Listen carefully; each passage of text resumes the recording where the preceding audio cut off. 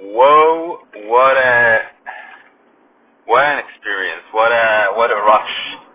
We've just launched a new feature to just a small group of our of users, and the users and the product is an internal. It's not internal. It's a change to how we work with our partners on the platform, and it's an amazing experience. Not to release, but to be able to test it with real users in the real environment. Because up until now, it was all tests and quality assurance, QA and everything. But now, talking to them, calling them constantly, hearing what they have to say, understanding what they're saying, and doing it with them, that was an amazing experience. And we've learned a lot. We've learned how it is perceived. What do they do when they are encountered? Okay, the success flow is perfect. Everybody's happy. It works perfectly, works nicely, it flows. But what happens when it breaks? When it breaks, this is where the money is. This is where we need to create a better answer to anything that they do. And we've seen it break, and we've seen them breaking it, and it was amazing to come to quick decisions.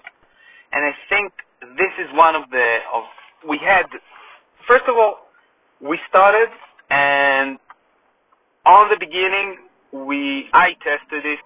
I've done a test, and I got a crash on the app, on our app. And I came to the developer, and he found a critical issue. And he changed it on the spot, and we've released another app. And then on that app, we started to see a unique and unexplained behavior. So we've addressed that, and we fixed that on the spot. But then because it was only a small group of users that are high volume and high priority users, and they are power users. Basically, they are power users. We were able to test again and again and to understand from them if they encountered problems. And every time, and that helped us a lot. I think that the most amazing thing that happened here is that we've come to a conclusion to release our internal workforce that is working with our partners.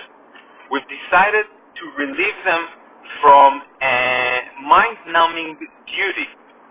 It wasn't supposed to be a mind-numbing duty. On the contrary, we've designed the product to have them have an effect and a meaningful decision point, and we gave them all the information. But talking to them now in their workday, in their environment, working with the product in real environment, they told us, we can't make this decision. We don't have the time to make the decision. Please relieve us from this decision. And in small iteration, we talked to the stakeholders, and we've come to a conclusion how to relieve them from that task. Because if it's a mind-numbing task that the system can do, then we should give the system a permission to do it. And now it's only a question of how you do it. If you do it as a chatbot or you do it as a sequence of questions, never mind. But basically, we understood what we need to do only because we were there when they've used it. We would have never been able to understand in a full morning or even in a retrospective investigation with the user a day after as much as we've accomplished in those 30 minutes from when the issue occurred. We talked to the user. First of all, we didn't identify that there was an issue with that user.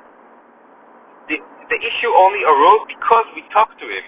We called him, we asked him on the phone, how was it? How was the experience? And he told us, look, this is what happened. I had a problem. I didn't know what to do with it.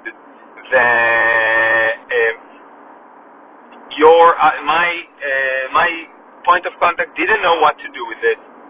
So that's the problem. And then we started to investigate, and then we came to the conclusion. And I think the two lessons that I've learned today, which are amazingly coherent to me and clear to me now. One is test or present the full flow, success flow and error flow. Show it in its full to the users before you even develop it, or while you're developing it and while the final product or the final product to be released is starting to get a clear form. So first of all, give them and have them look, because I believe that this decision point